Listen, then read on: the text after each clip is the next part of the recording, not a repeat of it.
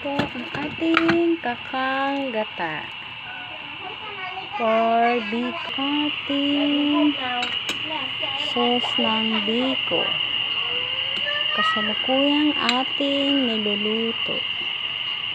And hintay lang po natin medyo lumapot ng konti.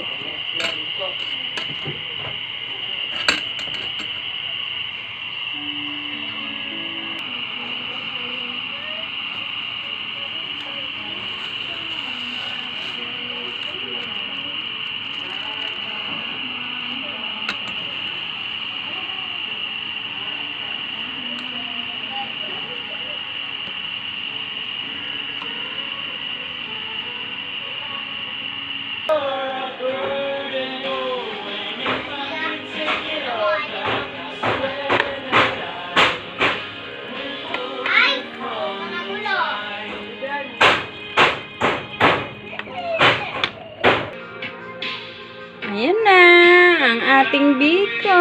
Luto na.